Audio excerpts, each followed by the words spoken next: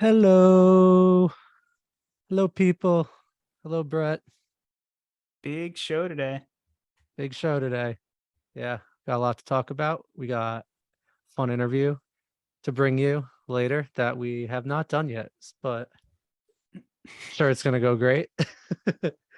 We got Rob Hitt of Midtown on the show today. Very exciting. Um, yeah, we're gonna talk to him in an hour from recording this. So jam-packed night for us. And we're gonna have a jam-packed episode for you. Very We're exciting. becoming what you hate, Well played. but we won't give it up because it's like a movie. All right, I'll stop now.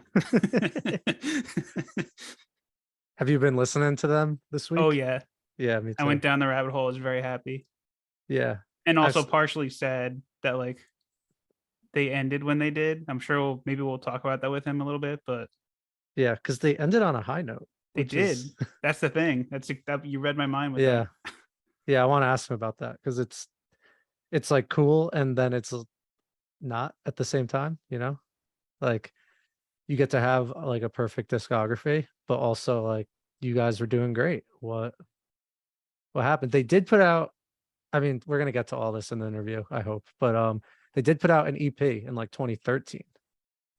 So they like That I missed. dipped their toe in the water, but then didn't commit. I don't know. We'll get to it. We'll get to it later with Rob. But yeah, I've been listening to a ton of Midtown, a ton of Slipknot. Been throwing it back a little, which we'll talk about later. Um, been kind of all over the place. I listened to Hot Mulligan this morning, fine again. 'Cause sometimes, even like with this podcast and us having new music to listen to, sometimes you just want to put on an album that you know and love. I Uh, completely agree. I had to drive 30 minutes the other day to my cousin's place, and it was a Saturday, and like the three of us were going out. So I was like in cheerful spirits, ready to drink some beers and whatever. And I was trying to think of an album to put on, and I put on Self-Titled by Blink, and I just like sang my ass off in the car for 30 minutes. And it was glorious. It's a good pregame album too.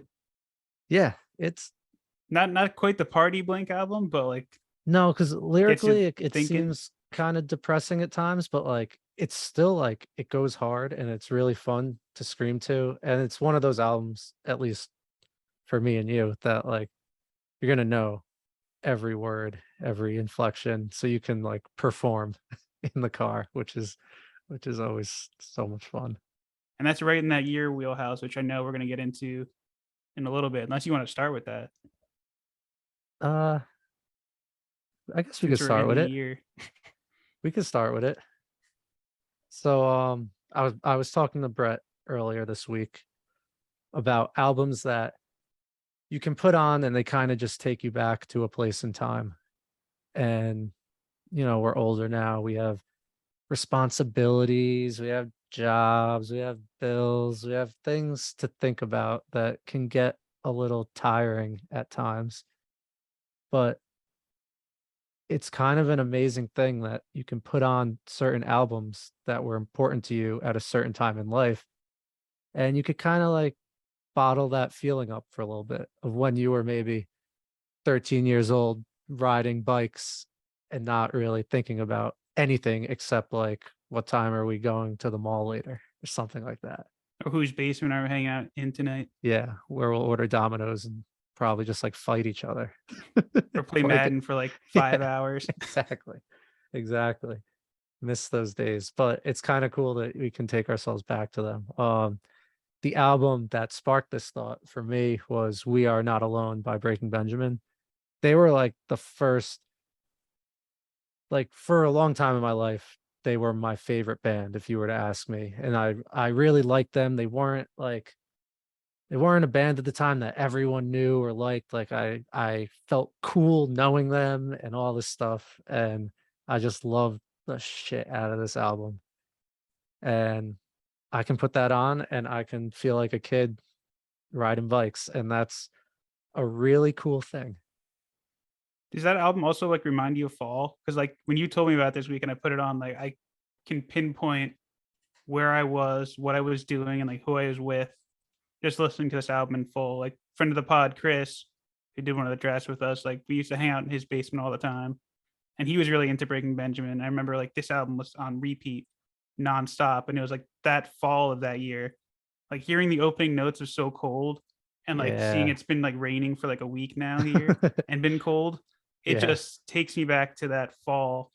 Like nothing ever changed in like 20 years. Yeah. It takes me back to fall. It kind of just takes me back to that whole year of being 2004. So I guess I was like 11. No, that's completely wrong. 13. 13. I'm not a math guy, okay? Really easy math. 13. That was right when I said it before.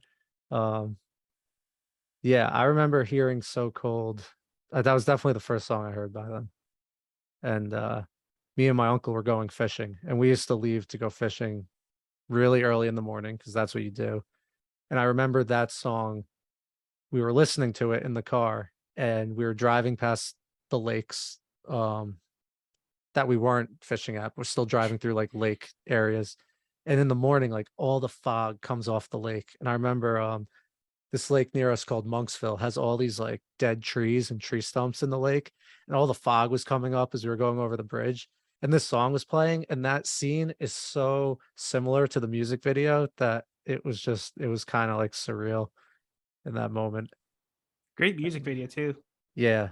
Yeah. Super cool. He's walking through the swamp and carrying that log. And oh, Like that man. ending outro too. Is that when they start Yeah. coming out of the water? Like Yeah. someone comes out of the water. Yeah, because they have like two bridges in that song, which is kind of cool. They The have outro like, bridge is my favorite, probably though. yeah, uh, yeah. It's just that whole album through and through. Simple design, follow, Firefly, sooner or later, away. Rain is kind of like corny. I always kind of like rolled my eyes at it, but it's the last track, so like whatever. And it's on the Spotify album twice. You know, it played twice for me. I thought maybe it just like sent me off to like Radio Land and decided to just play that back to back. There's That the is alternate weird. single version at the end. I don't know that that song is needed twice. I don't know that it's needed once. I'd But rather just jump to Phobia. yeah, seriously, jump to those airplane noises and helicopters and but yeah. So I was just having a day on like I think it was just like a Tuesday morning driving to work or something. And this album was just it really took me back to feeling like a kid for a little bit, which was nice. And then speaking of that, Good Charlotte's The Young and the Hopeless turned 20 on October 1st, which was Saturday, which that made me feel old, but that's another one I can kind of pinpoint where I was at that point and just brings back a ton of memories because I think that's pretty much what launched like my strongest pop punk phase, or maybe the phase I've never left, I should say. I mean, Yeah. obviously it started with Enema, but that like Young and the Hopeless really pushed things over the edge for me. Like that album just has like so many hits on it. And they were everywhere when this was out. And I feel like everyone loved them too. And it was like a Yeah. rare thing that many people agree on a single band. So it was really nice to kind of go back and visit that one. It was a huge album. It was that All Killer No Filler and Take Off Your Pants and Jacket that I remember having on my little like clear blue CD tower case. And I have those one were of the those too. three. Yeah. Those were the three at the top until I started getting enough where I was alphabetizing. But for a while, those three just lived at the top. Oh man. I used to play Tony Hawk and listen to this album. I would also play Tony Hawk and just listen to the Tony Hawk soundtrack, Yeah, I was gonna obviously, but I say. would also play video games and just listen to CDs like all the time. And this was heavy in rotation. I Is think that Bloody Valentine might be my favorite on that album. oh, it's so good. So good. Had a Bloody cool music Valentine and video too. what was the other one? I'm Wondering blanking on. if you want me to wait, I will wait for you. Story of Uh My Old Stre- Man, that was good.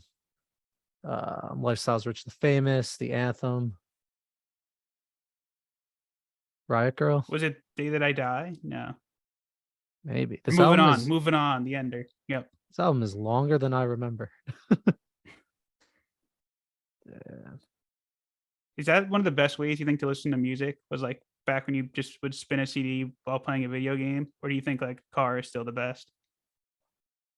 I mean, it's hard to compare to that place in life, but I still think car is the best. Yeah, it's a close 'Cause second, but I wasn't singing my heart out in my room. I mean, a little bit, but not like you can in a car.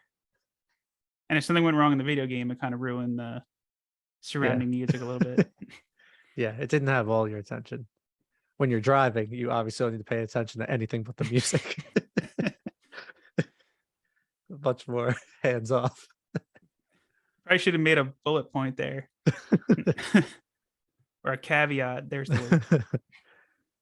No, this was a great album. I never listened to a ton else by them. I know what was it? The one before it, the self-titled.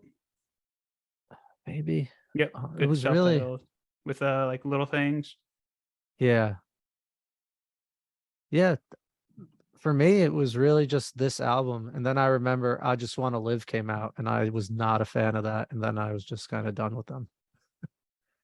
Was that Chronicles of Life and Death, or that was the one after that? It might have been after It that. was. Yep. I Just Want to Live. There it is.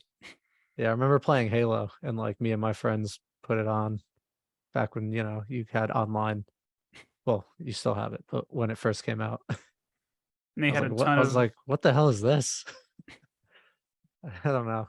It's like synthesizer and it was just weird. and like extra eyeliner and Yeah. but I should have talked to Nicole because she was a huge Good Charlotte fan when she was that age and probably longer.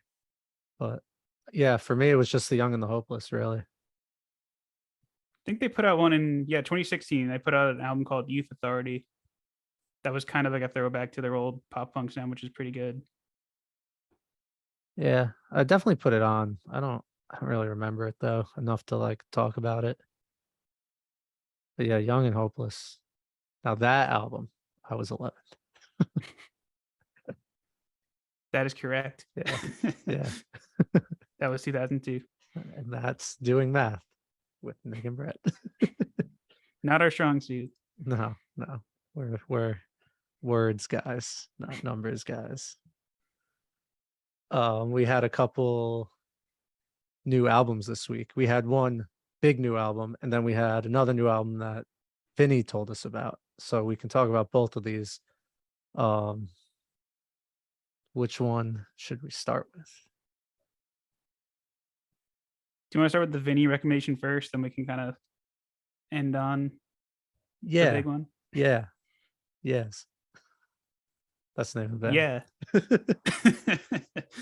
So, friend of the pod, Vinny, texted me saying that we should check out this album by the Yeah Yeah Yeahs.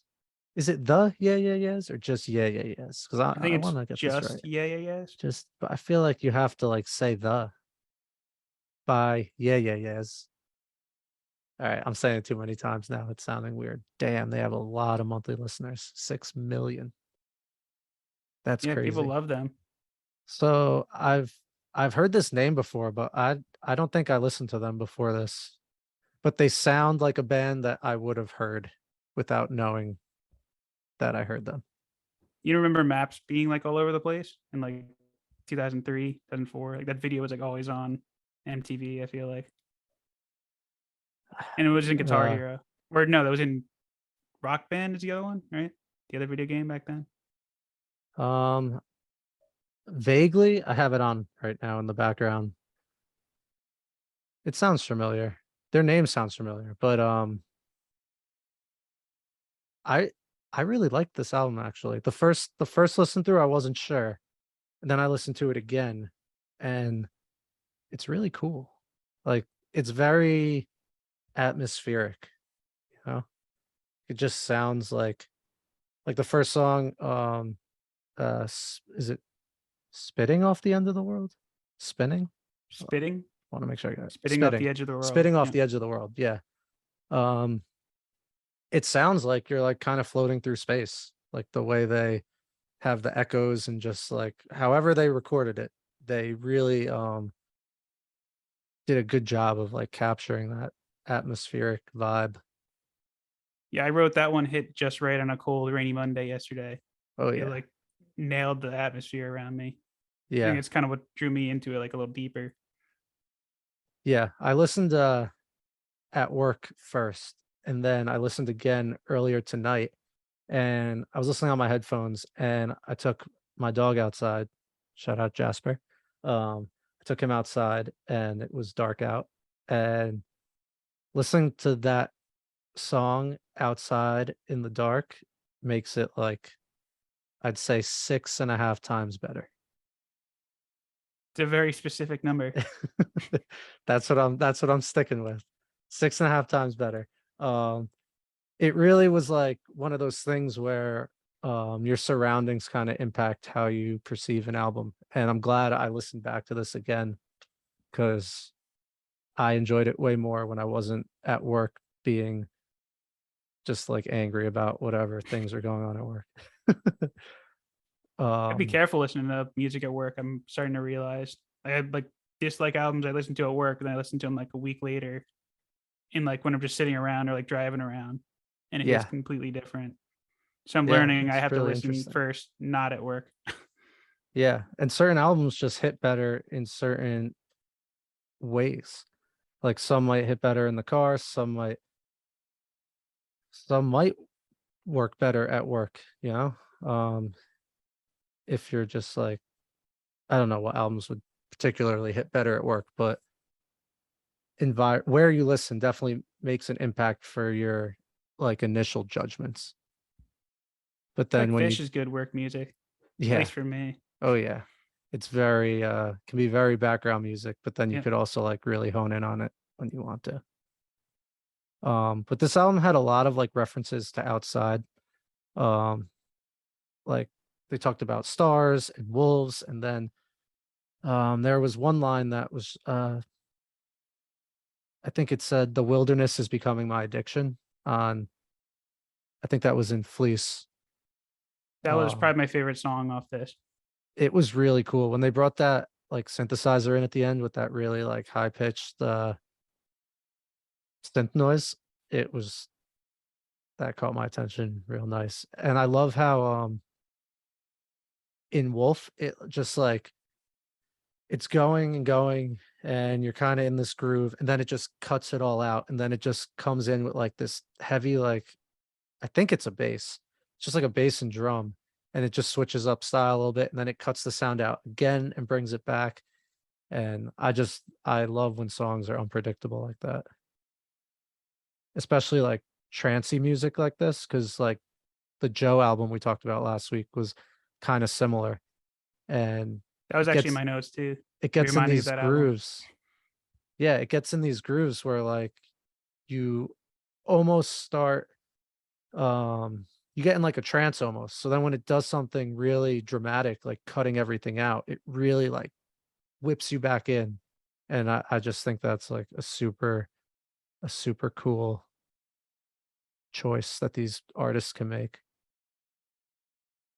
Now I'm just curious, like if this is like what they've always sounded like, or this is like them in 2022. Like I probably should have gone back and listened to like their big album, but I didn't.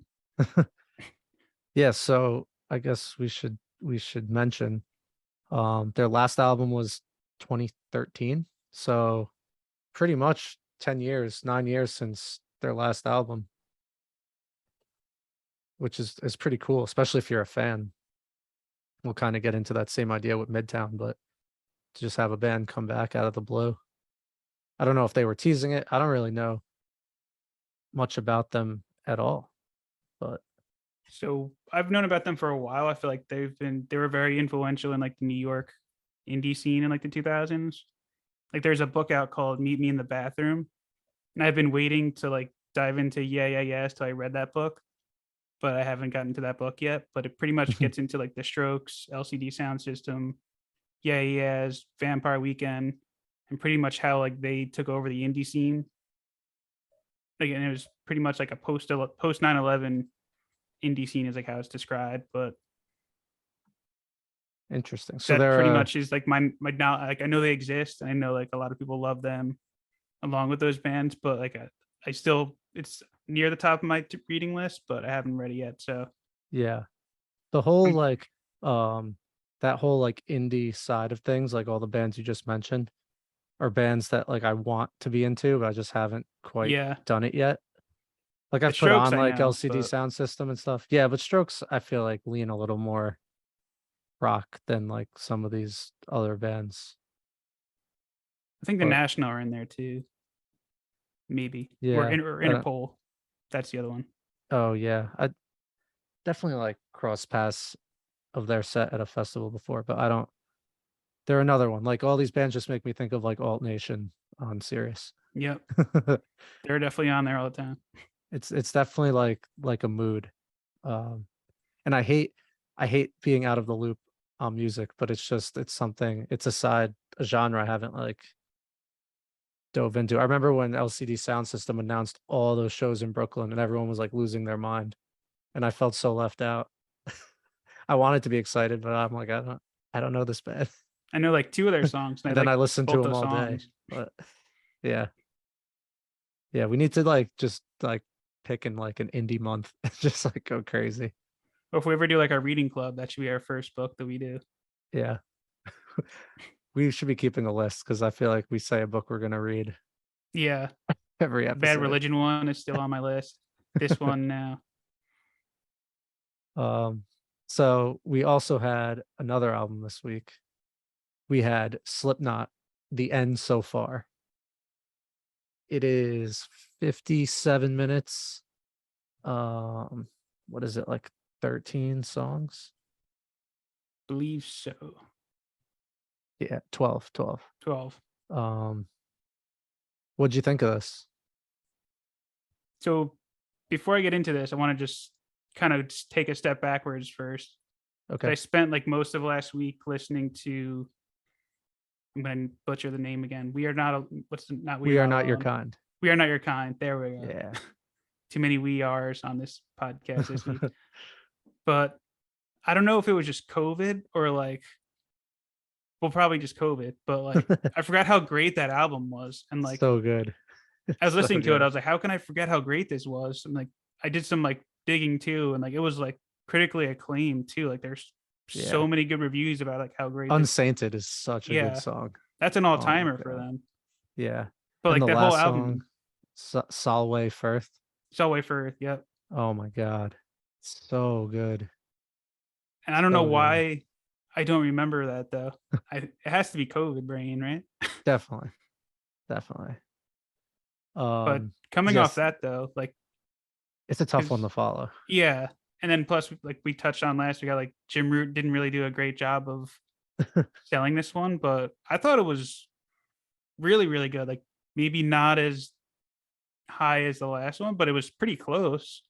Yeah. Like I thought like this had like the first six was a really strong build.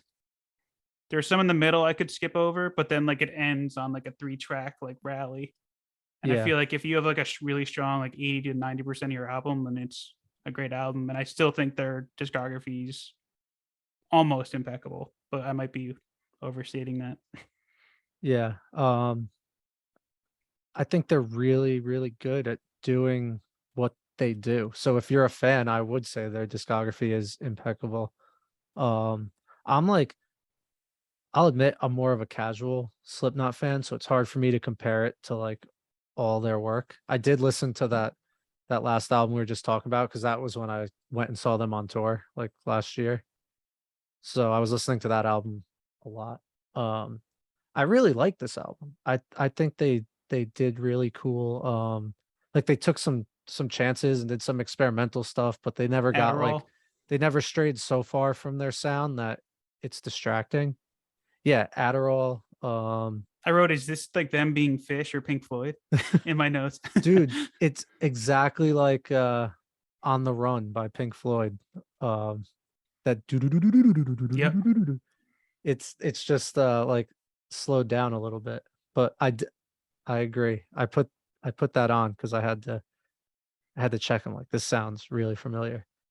But And they kicked the album off with that. So you're like, whoa, like what direction are they going in here? And then like the dying song kicks in. It's like, nope, it's still yep, Slipknot. yep. And like I love how they just do like that dissonant guitar on so many songs. The scratching too is so good. And there's a lot of interesting lyrics on this album too. Especially you mentioned the dying song.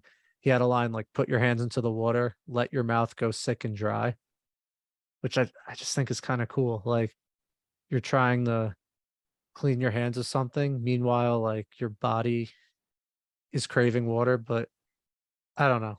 You can interpret things however you want, but I like lyrics that make you think, and there are a lot on this album that did that.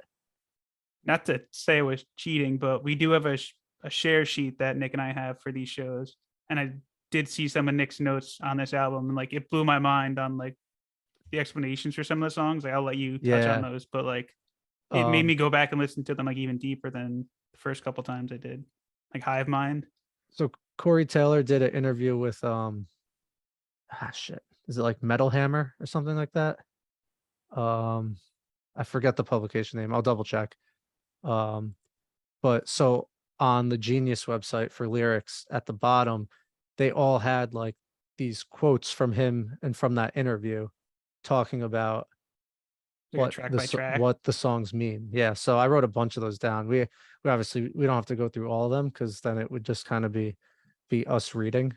But it like the dying song had to do with death and empathy and humanity, and he was talking about pulling out of like social circles, and he said it's the musical equivalent of bashing your head against the fucking wall. Which is what that song sounds like too. Yeah, it So really it's does. You mentioned Hive Mind too. Um, that one was probably my favorite explanation. It's like we yeah, all go to a show, we all come from different backgrounds, but like for that one night, we're all united in our love for a band. But then like the show ends, and we're back to being we completely scatter like different. cockroaches, is Yep. what he said. Cockroaches when the light gets on them, right? Yeah, so cool. Yeah, it is Metal Hammer. All right, just wanted to make sure I attributed that correctly because it's a cool interview. So recommend checking it out. Um, yeah, he's an interesting dude, and I like that he was willing to like break these songs down. A lot of artists like to just keep things ambiguous, but it was funny because there's a couple songs on this Warranty, and then That was another good explanation.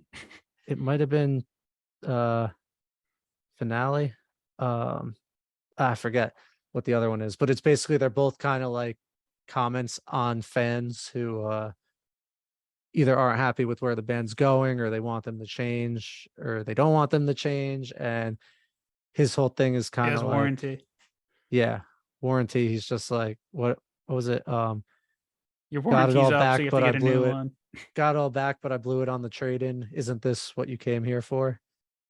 It's just I'm sure a band that big is gonna get lots of opinions. And I did dip into the Slipknot subreddit because I wanted to see what the fans think. And it's the internet, so I feel like the negativity tends to rise to the top a lot. But people seemed a little disappointed. Not everyone. Plenty of people liked it, obviously. We like it, and I'm sure plenty of fans like it. But I was wondering, as a hardcore fan, does it feel like maybe it's missing like that bite, I that don't think so. extra little Just edge? I thought like before I got to H377, I might have thought it was missing that bite, but then like I put that song on and was, oh my God, like this is they still got it. Like if they want to go hard, they will. I mean, I get it, they're not gonna go back to where they were on the self-title or Iowa, but that Yeah, was 20 years ago. You can't really expect them to still be putting out music like that. But they still can go hard when they want to, and I thought they did there. But uh, even like in this later Slipknot, like I like when they're heavy, but they're not. Like on songs like Vermilion or like Dead Memories, and like that's what they did with I think it's Desade is how you yeah, pronounce the song. yeah. But like that was like I like when they do that. Like obviously like he's singing, but the music behind him is still heavy. Yo, and the music behind him in that like echoes the vocals, which I thought was so Yes, cool. yes. He's like, I know I never had a chance. And then the guitar is like, it just, it just ties together really, really good. It has a great solo in that song. Um, No, I think you make a good point, and that's the Slipknot I personally like is when Corey Taylor can actually like sing a melody at points because I just like contrast in music. So when they can go from the really intense verses to like a beautiful chorus, I just think it all makes it hit harder. And you I think mentioned H377. That intro is so good. It's like one of us knows who hates me, one of us loves it, and then he just screams, "I know yep, it's you." So that's when I good. knew we were in for something good there. Yeah. Yeah. And Desade, um, they got really like groovy with it. Like it had a really cool bass line and like just this almost like bluesy feel to it. But it still had that crunch to it too. It was like a subtle crunch, if you will. Yeah. Yeah. It said on that site, this isn't what Corey Taylor said, but Desade was a French nobleman who wanted to open free brothels due to the belief it would lower crime. However, he was deemed mentally unfit and was imprisoned. Interesting. Yeah. Yeah. I liked it. I wound up listening to this maybe like 3 or 4 times, I did too. and I think I'll go back to it even after this. Slipknot's up on my to see list, so this one's probably gonna be on my getting a lot of spins for a while, and hopefully they come through and I can finally cross them off my list soon. Yeah, I would seeing them made me a bigger fan of them because it was just it felt like an event or like theatric and everything more than just seeing a band play songs. And I was reading the AMA Corey Taylor did on Reddit, and he said they don't have plans to change their stage layout. So that's good for you and me because I liked it. But the stage layout was really cool. So I'm glad they're not changing it up. They have like multiple levels and there's like these like big rotating fans on stage and they all have their masks on and then I forget the They still have jumpsuits, or is that like older Slipknot? no, they still have jumpsuits, and then, who's on turntables? Sid Wilson, I think. I think it was Sid Wilson. There's so many members in that band. I don't know for sure, but this one guy, possibly Sid Wilson, had on like this cloak, and then behind the keyboard or turntables were these like treadmills. So it looked like they were like moonwalking in place and doing all this weird shit. So like even when certain members weren't doing anything with their instruments, they were wandering the stage and just like being creepy clowns. Like it it was really cool. Like I have a cousin and she's super into horror stuff. She is not even like a huge music fan and I want her to come to a Slipknot show because I think she would just love the costumes and just the whole theatrical side of it. That's what I really want to see. Yeah. And I love how this album pretty much like kicked off this year's spooky season. Yes. Such a perfect time of year to drop this album. They They know they what they're mu doing. yeah, okay. It's not a coincidence. I feel like they most of their that might be wrong, but I feel like a lot of their releases have come out in the fall. Yeah. I would agree based off nothing. Based on their costumes. Based off just thinking that sounds like it makes sense. Let's see. I'm gonna Give it a check my quick give it a quick hypothesis. check. How are you gonna find exact release dates? These are the these All are right, the I was times where I have to make cuts in the podcast because Brett starts researching in silence for like 5 minutes. I got it though. So are we Alright. counting late August? Sure. Okay, so we got Iowa came out in August 28th, 2001. All Hope Is Gone was August 26th, 2008. The Gray Chapter was October 21st, 2014. Ooh, very spooky. We Are Not Your Kind was August 9th. And The End So Far was September 30th. So I feel like Yeah. that is a majority. The other two were spring releases, but No, I think that's what I great. said is true, so we don't have to Yeah. edit it out. I would never edit out factually incorrect info. I would just leave it and Part of the pod. just figure it out. No, this is definitely the perfect time of year. And it was made sense. This album came out as I was watching. We don't have to get into this because it was very disturbing, but I was watching that Dahmer show on Netflix. So I just Oh, we had like watched it too. murder and spookiness and all this crazy shit on the mind. And then this album comes out, and I'm like, all right, I guess I'm just like a serial killer this week because this is just way too much like aggression and scary stuff for me to carry around all day. So At I'm least gonna have to like. That's why I put on Hot Mulligan this morning. I'm like, I need to cheer myself up. just to Put on cleanse. something happy, if At they're least even there were no happy. whale noises on the end so far. Oh my god. Yes, good thing. Although it would fit. It would fit on there. It would be a pretty cool ending. All right. Speaking of happier music, I think it's time we throw it to our interview with Rob and talk to him about Midtown and touring with MCR and his record label and all these fun things. And And living well is the best revenge. that's right. We'll see everyone on the other side.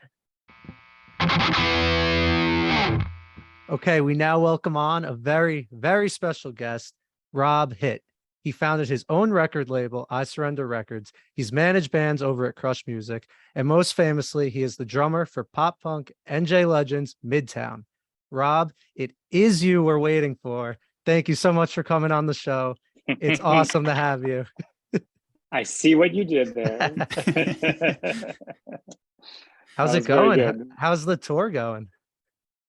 How's the tour going? So it's funny, we're all using vacation days, right? Because we're like, this wasn't the plan. We didn't know this was going to happen in 2022, that we were apparently going to go and play big arenas with My Chemical Romance and do Riot Fest and Furnace Fest. So it's funny, last Wednesday, we played, it was like, 8:15 set time, American Airlines Arena, Dallas, Texas, 20,000 people, play a set, get off stage at 10, on the flight the next morning at 10 a.m., get home that night, go to sleep, wake up, going to the office the next day. It's wild. It's really kind of funny. What do your coworkers think when you tell them you're opening for My Chemical Romance? It's a great question. I think I don't like go around the office saying, "Hey everyone, I just played in front of 20,000 people. How you doing with that?" You don't wear like the seltzer concert you're tour drinking? shirts to work the next day? You don't throw the drumsticks around? Yeah, right. I don't even know what they think of it. So no, a few people know and they think it's pretty cool. Either they don't really care, or they're just kind of like hiding it, or that, like maybe we're just punk kids and they just don't get it. I'm not Harry Styles or Cardi B, You're playing close to, I mean, these arenas are pretty huge. Like that's Yeah. gotta be a trip. Cause I mean, you guys are, as a punk band, like I imagine you were playing more like club venues for most of your career. So are these stages some of the more bigger ones that you're now like jumping Oh into? yeah. So a common question that, you get over the years is like, what's your favorite kind of show to play? And I always say you can't, it's almost like your children, or if you have children, or the silly saying, you have your children, you can't pick one, but you can pick two. My favorite from history, by far, hands down, the best things to play are either specifically small club headline show sold out, and I'm very specific when I say arena, because in 2001, we were really lucky and really fortunate to get to open up for Blink 182 on about 8 to 10 shows, and those were in arenas. In fact, I think some of those were actually the same arenas we're playing now, with My Chem 20 years later, which is completely wild and makes no sense. Circle. In terms of life. And that's how like I was able to have the perception, even though it was only like a few shows, a handful, still was just something special about it. But like when I say arena, I mean like amphitheater, no, small club, different, better.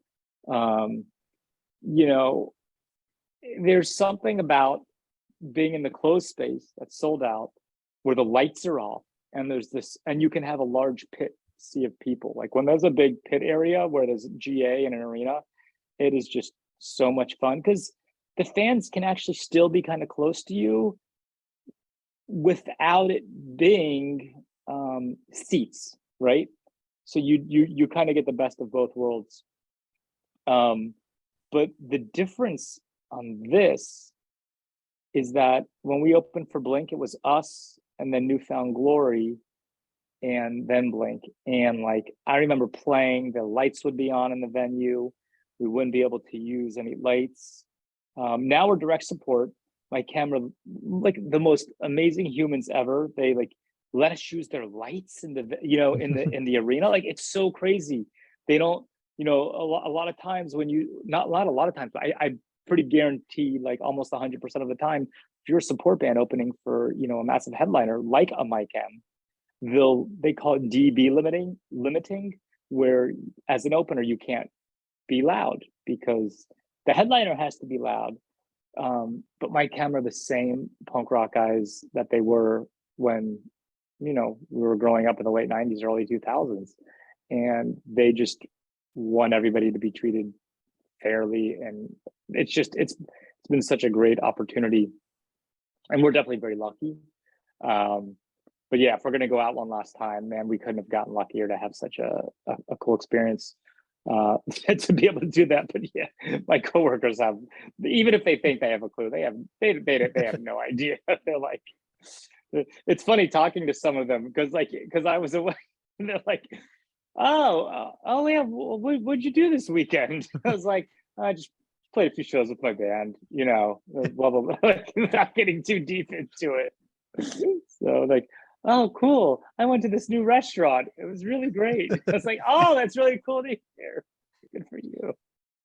I'm not like diminishing somebody's great meal, don't get me wrong. I'm just making the point that, you know, I wasn't like pulling out photos, you know, pulling out Polaroids from my back pocket. Hey, look at me. But no, it's been really great. It's been fun because we've been flying to a bunch of the shows because they're so far from each other.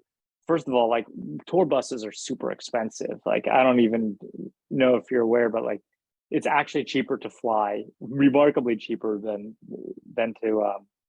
to get a bus. But like even that being said, we were in Florida last Sunday. We played a show Saturday, and then we had 2 days off between Florida and Texas. And we start turning on the news, and there's this Hurricane Ian, or whatever the name was. And like in Southern Florida, I know they're more used to it than obviously we are up on the East Coast, Northeast. But every station was just like, you know, this thing's gonna be bad. When's it coming? And we were just so lucky. Our flight out was Wednesday, and the hurricane hit on Wednesday. Our flight out was Monday, and the hurricane hit on Wednesday. So it's almost one of those things where you have this experience, and now you're like, is it all in jeopardy because of this stupid hurricane? So yeah. Just it's wild being out there and remembering all these little things that can happen, like when you're actually on tour and you're in the thick of it, and it's not just the show. You know, like, you know, if you're in Colorado in the winter, you don't know if you're going to make it to your next show because they can just have a road can just close. Yeah, like especially out there, Wyoming, Colorado, Utah, they just closed. You guys had to deal with the pandemic for these shows too, right? Like, were you announced before the show got? Because I know the show's been postponed. At least I was at Prudential. I know that show was postponed twice. It was close to 3 years before it happened. So did you think you were getting back together, and then all of a sudden you had to wait a couple years to do it? Totally opposite, actually. I don't know if MyChem ever had support yet when they first announced the shows and put them on sale. I don't think they did. No, definitely not the first time. Yeah. Yes. So what happened was is Tyler in our band, he'd always hit up me and Heath because we both still live in the Northeast. Gabe lives out in LA. And what ended up happening was he'd try to be all sly. Why don't you guys why don't we get together and have a beer? This is after not being a band since 2005. And I could kind of smell what he was up to. But I didn't, I love these guys, whatever.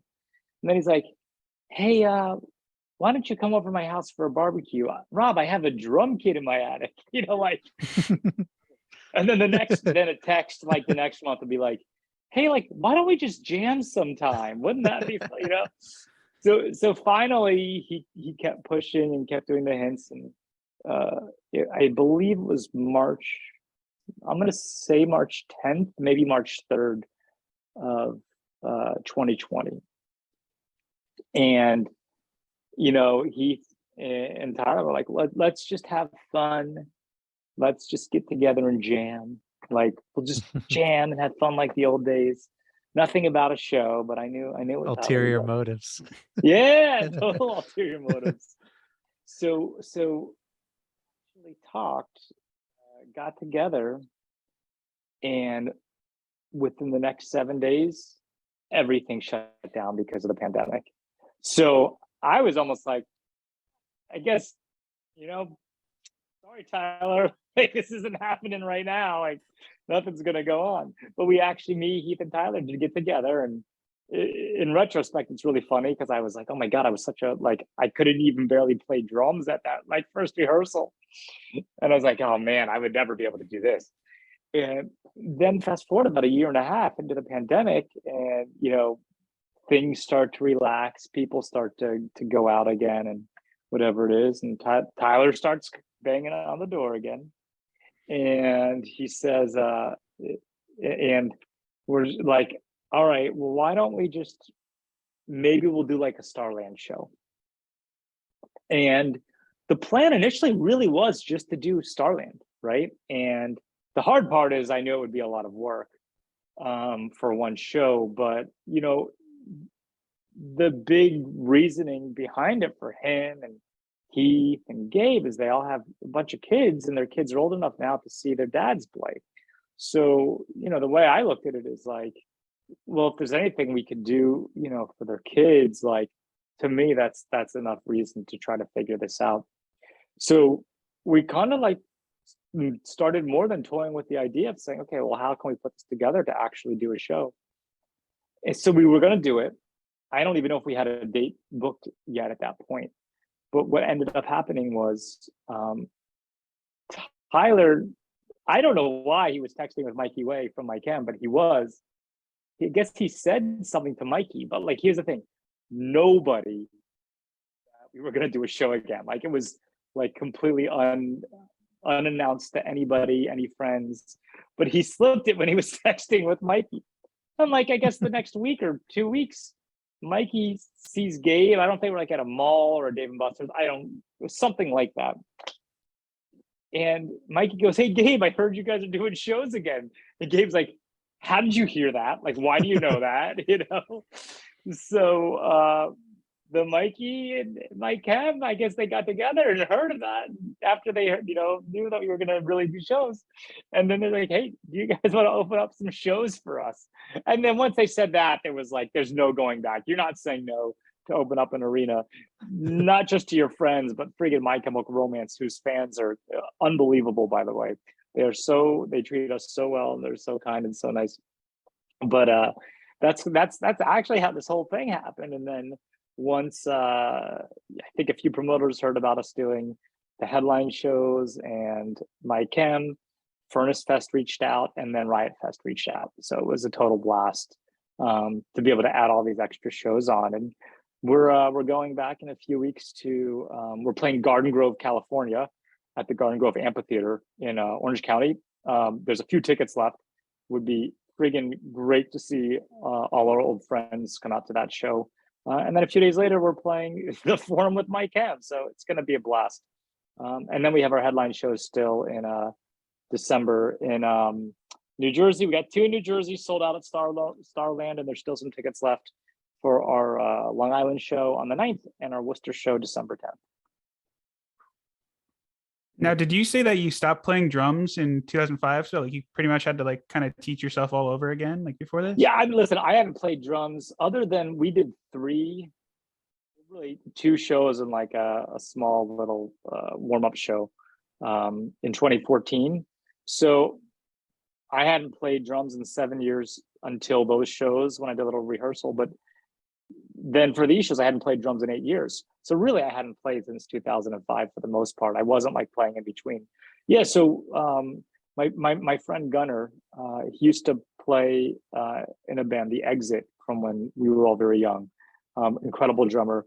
When I was managing bands, Gunnar was the drummer in this band named Big Data that I managed. So I was friendly with Gunnar, and I told him what was happening, and I'm like, hey, do you know where I could rehearse? He's like, well, I have a spot. If you want to throw me a few bucks a month, we got a drum kit there. You can come in like once or twice a week and hop on the drums. So starting February 1st, about once a week, sometimes once every other week, I would go in and play drums just by myself. And then starting in about April, about every other week on average, I would get together with Heath and Tyler in Jersey City, ironically, and not purposely done, but just out of asking people around, in the same rehearsal spot. In 2022, we rehearsed in the same place we rehearsed at in 2004 and 2005. So we were the first people ever in this rehearsal spot in 04 and 05. So it's just like, it's been a really weird trip that, so 20 years can pass almost, and you're kind of like back where you started. So it's been pretty wild. So you guys started up in New Brunswick, right? You were at Rutgers, I believe. Yep. So yeah, so you played basement shows there? So we were all in local bands as kids. Gabe was in a band Humble Beginnings. Tyler and Heath were in a band called Nowhere Fast. I was in a little band called The Royalties. But our bands would always play shows together. So what ended up happening is we had all met. We all it's pretty simple. It's just like, it's hard being in a band, especially when you're young. People have school, they have jobs, but really more than that, people have priorities. For some, it's a girlfriend. For some, it's, school. Some, it's work. And for us, so then getting those people to practice, it's always difficult, or getting your bandmates to care, it's difficult. But with Heath, Tyler, and Gabe, like, we were all on the same page that we really wanted to try to make something out of a band and give it 100% when we could. So right after we kind of got together, I was going to Rutgers, Tyler was going to Rutgers, Gabe was going to Rutgers. We actually all lived together in a house, and there was even shows in our basement. I think Thursday played our basement, Raina Maria played our basement. We'd go see Thursday at a million other basements in New Brunswick. So it was this little really great scene that you could be like self-sufficient, which was really fun to see. Never got to see the Bouncing Souls in a basement in New Brunswick, but that was one of the things when I was in high school I always wanted to do. But in my mind, they were the kings of the basement shows before it became super, super common. But yeah, it was a moment of time. It seems like those relationships have stayed over the years. Like, you guys are opening for Mike Hem. Thursday was there too. It's like, what do you think it is about New Jersey like that it kind of just boiled up that scene in the 2000s? Yeah, I mean, obviously there's population density, but that's a boring answer. No, but for real, I think about the ages a lot of us were, especially when that happened in New Jersey and New York. Other than matinees, it was 21 plus. It was bars. So what ended up happening is people had to start putting on their own shows, and it almost became a thing where people would know, okay, well, we don't have to settle for a venue. We can do the shows ourselves. And there was no barrier to entry, right? So people started doing shows at firehouses, basements, and we were able to really just cultivate the scene. And it wasn't just hardcore bands playing together. A show would have a ska band, a hardcore band, a punk band. And I think that was, part of what really made things connect. And everybody knew they could make a scene happen. They could do it if they wanted to figure out a way to put the show on and get all their friends' bands out. And the silliest thing is, think about some of these ridiculous shows. It's freaking 7 band bills. Like, talk about painful to sit through. But let's also pretend that nobody goes to the show. You got like 30 to 50 people just hanging out at the show watching your band just from the people playing. And like, so you actually by default were like nurturing something bigger than you realized, because it was meaningful to a lot of people, and all these people could then become friends. You go play a crappy bar, there may be 3 bands, none of the people know each other, they're not hanging out, there's nothing to cultivate there. So I think that has a lot to do with it. The whole the unintended consequence of the DIY venue made it something very special and made it bigger than itself. The more irony of the New Jersey thing with My Chemical Romance tour. So I'm sound checking, and then behind me, I look over, because we strike in front of My Chem, so they don't have to move their drums out when they play. We're doing sound check. I see this guy behind me. He's like, "Hi, introduce myself. I'm Rob," and he's like, it says his name, and he's like, "Oh, I'm My Chem's drum tech." I go, "Oh, how do you know? How do you know the guys? How do you meet them?" He goes, "Oh, I'm Tucker from Thursday's drum tech. That's how I met them." It's like it couldn't be more Jersey than that. Pretty great. That's awesome. I love how they took out all these guys who took them out in the beginning, and just the sense of family that we talked about earlier. Yeah. You're talking about the early days of the band, and something I really like about Midtown is how Gabe, Tyler, and Heath all sing. They all share like vocal responsibilities. I was wondering, how early on as a band did that like realization happen? Because it's hard enough to find one guy who can sing. Yeah. So you're just practicing, and you're like, oh crap, like No, we're no, no, all no. good at this. No, it was we consciously wanted to do something different from day one. And Gabe was in the position with his previous band where they actually wouldn't let him sing, and he wanted to sing. Oh wow. Tyler was the singer of his previous band, and Heath he's a great singer. He's got an incredible voice. He's great with harmonies. So the idea was, when we had this opportunity, well, like, why does it just have to be one person, And the really funny irony of the whole thing, with the dynamic back and forth of different people singing and the freedoms and liberty, was you would think only if you wrote the song you would be singing it. No Place Feels Like Home, Tyler sings, No Place Feels Like Home is a song on our first album. Tyler sings it, but I think Gabe wrote the lyrics and maybe Heath wrote the music. So like it's a really fun dynamic. And then we had this whole like text thread the other day, and we have this song called "We Bring Us Down" that Heath actually sings. And we're gonna reissue some vinyl, so we had to go through all the credits. Heath sings it, so Gabe was like assured in the credits that Heath wrote the song, but Heath's like, "No, Gabe, you actually wrote the song. I'm just singing it." And we have all these songs that go back and forth, where the beauty of it was, we ended up doing a lot of things because of whose voice we felt was best for the song, not some funny way of like, "Oh, I wrote this, I have to do it." And that made it fun to be able to like have the organic ability to just the other singers in the band to do their thing. So yeah, it's been cool. It's a neat way to have a band. And especially now, I don't know if we'll do anything in the future show wise or music wise, but all the pressure is off. So I think whatever we've been doing, we'd probably continue to have the same kind of fun with the songwriting. Oh, that's super cool. And you could see the fun you guys are having on stage. And Oh yeah. it's so fun as a fan, just because, you feed off the energy from both ends. You mentioned Did you go to? Were you at? You were at the show in Jersey. Yeah, I was at the Prudential show on was it That yeah. Thursday night, Wednesday night?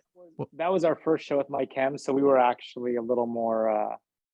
I think we did okay, but we were a little more apprehensive and nervous than I think the other shows. I think you definitely loosened up by the end. Like, I mean, I don't know, but it seemed like as you guys played more, you started having more fun with it, and Yeah, it looked like fun. yeah. Gabe told a story at that show that I have to ask about because it's just been killing me.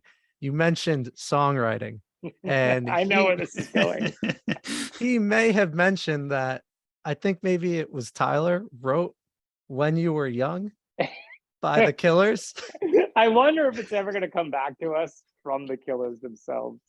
I No, we know what's absolutely going on had here. nothing to do with that song. And no, it was no lie.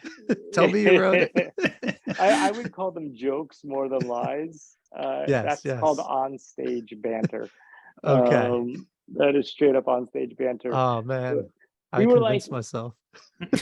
like I said, man, Tyler would be driving a nice car right now if he did write those lyrics. But we were like, man, you can't, like, these kids, you go into an arena as much as, like, you know, we had a little bit of marginal success in our careers. Nobody, and like 99.9% of the people in the arena aren't familiar with Midtown, but moreover, they're not there to see Midtown. So we were like, well, we should probably do a song that, like, at least people can enjoy, that they might know.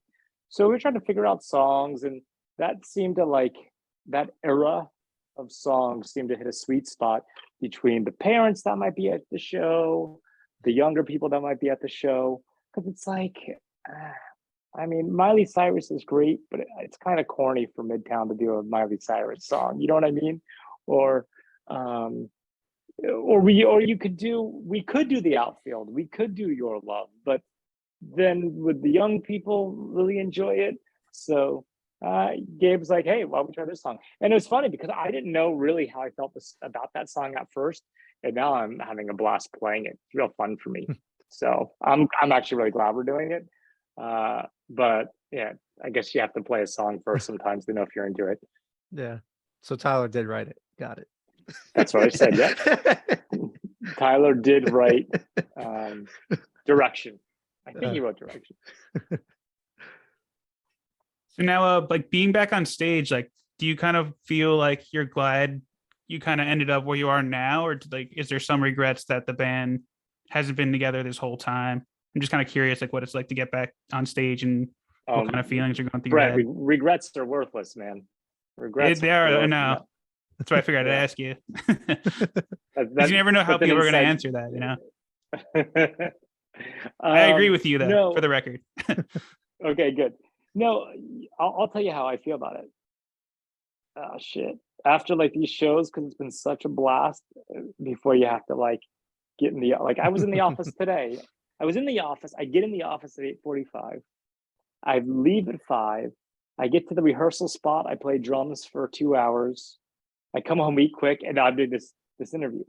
And all I can think the whole time after those shows and this whole experience is like, fuck, man. We just had that one single that popped. This could have been my career. But, like, I didn't feel that way the past 17 years. I didn't feel that way. I feel that way now at these shows. I did not feel that way at any moment between then and now. Because it's like, shit, somebody just dangled the carrot in front of my face again. Why you got to do that? So mean and cruel. But I guess the good thing is the way I'm looking at it, and it's so crazy. Like, man, I don't know how they do it, but, like, people will go to freaking their freaking fancy Equinox and they'll work out for 2 hours, 4 or 5 days a week. I don't know how they do it, but I'm like, shit, I'm in my 40s now. I'm gonna keep doing this drumming thing because I need to lose some weight. I need to keep working out. So to me, this will be my my gym membership. So it's done a lot of good things that I wouldn't have been doing. And listen, if there's a show in the future that we may consider, maybe we'll do something in the future. We don't know. So at least it's left the book opened when I really thought the chapter was closed. The book ended forever. So really, really interesting. Yeah. What's meant to be will be, right? As they say. That's not a Midtown lyric. I was Regrets messing around are with you worthless. earlier. They misconstrue the past in Sight and Sound. Hey, now I know There who the you real go. fan is. There it is. It's a big tattoo, a big Midtown tattoo also, which I have like 15 Midtown tattoos that people sent in. I'm gonna have to post these one of these days just to make sure everybody gets their I mean, like that shit's there forever. Speaking of That's so getting that cool. Midtown tattoo, remember, you get that Midtown tattoo, regrets are still worthless. So no regret. Even if it's on the lower back or yeah, I digress. No regrets on tattoos. Yeah. Most tattoos. Talking about the hiatus period and just how all the members of the band went in their own directions, and I think it's so cool that you went in the direction of starting a record label. Was that something you always kind of had in the back of your head, or did being in a band kind of like foster that idea for you? So the idea for that was actually pre-Midtown when I was in high school. So we're going back in the mid late 90s. I thought how cool it would be to have a record label and put music out. And at the time, there were 3 reasons why I ended up not doing it.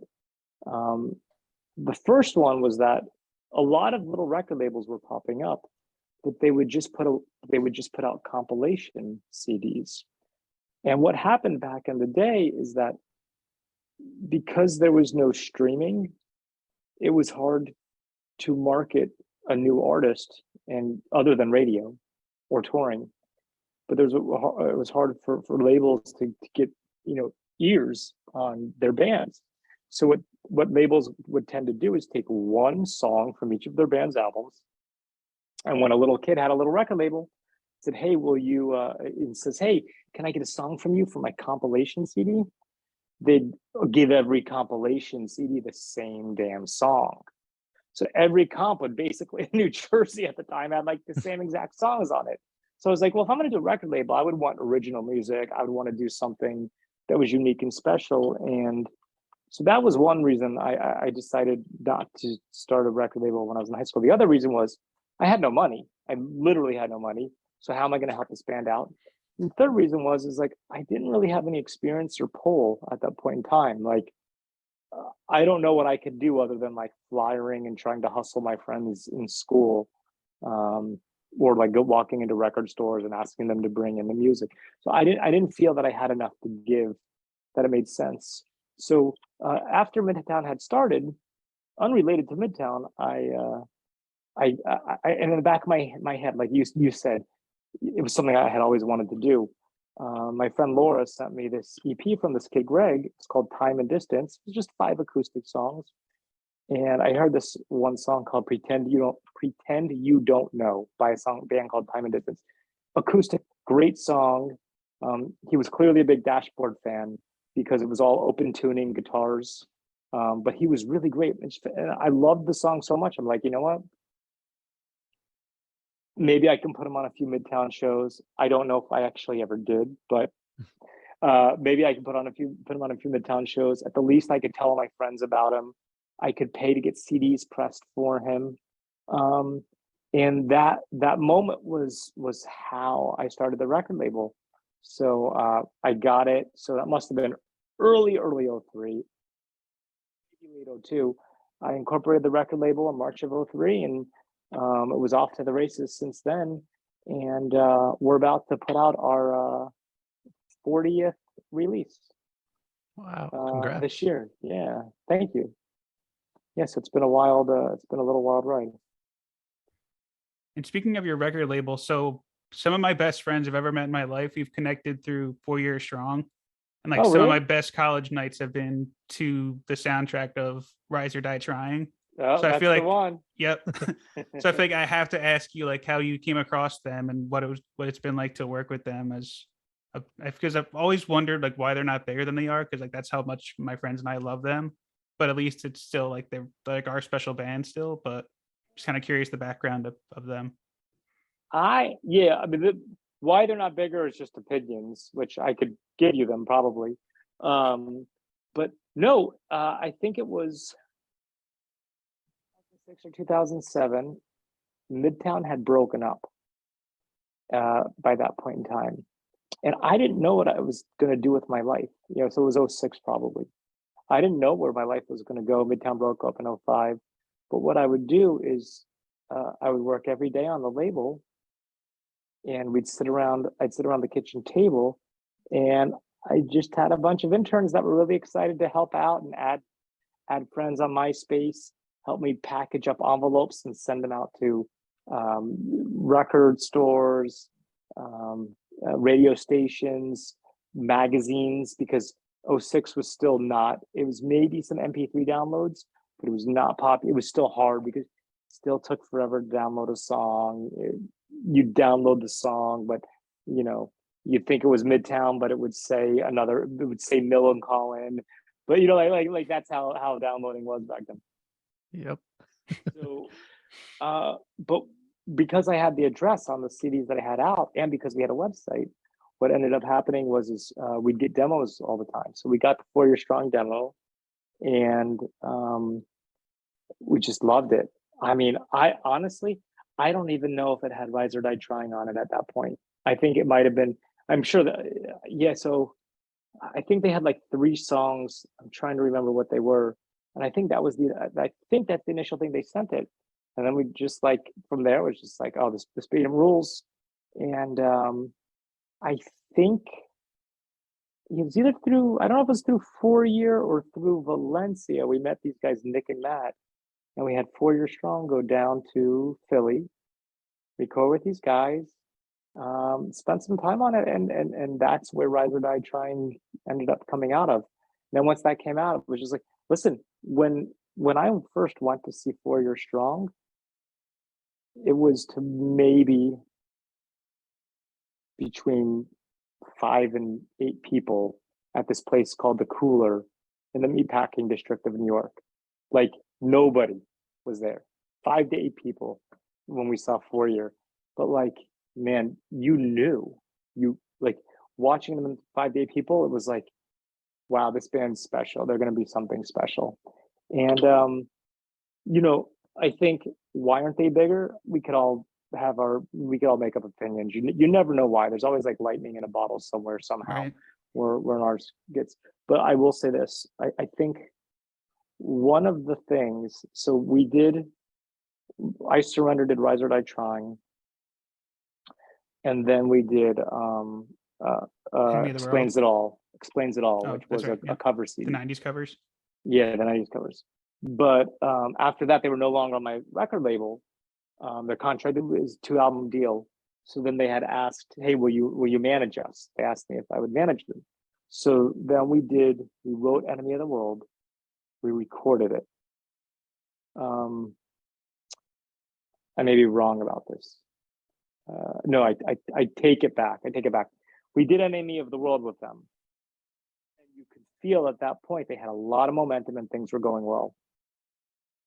And then we did the next album, which was In Some Way, Shape, or Form. And I think two big things happened, because that should have been the album where they popped. They were on a major label. If you listen to it, they did what a lot of bands, including Midtown, did on their third albums. They kind of went a different direction, maybe a little darker. Maybe they thought, hey, yeah, the Foo Fighters are like the king of cool for that genre, so maybe they go in that direction, or whatever decisions a band makes. They have great songs for that album, by the way. Don't get me wrong. Yeah. Stuck in the Middle is like, that actually is one of my all-time favorite 4 Year Strong songs, and it's on that album. And Just Drive is also Just Drive is a great one. It's a great song. But here's the kicker. Okay, so whatever with the genre of it, maybe that has something to do with it, maybe it didn't. Universal, they were on Universal Motown Records. Universal folded. We finished the album and we no longer had a label. And the way it worked under Universal Music Group is one of the other labels has to pick up the album or it just never gets released. They were in fucking purgatory. So then Universal Republic says, okay, you know what? We'll just pick up the album and we'll put it out. They put it out, did zero marketing for it, put zero push in other than testing it at rock radio. 2 weeks later, after the album comes out, was Monty or Avery Littman, who, you know, they've run Republic forever. They're like insanely successful, but all of their success is driven off radio and data. That's how they determine their hits and figure it out. And if something doesn't work, they're not going to spend their time on it because that's not the business they're in. But we were by default, we didn't sign to that label, but we were by default put on that label. So it was Monty or Avery gives me a call and says, hey, listen, it's really not coming back at Research on Radio, even though that's not really who 4 Year was anyways.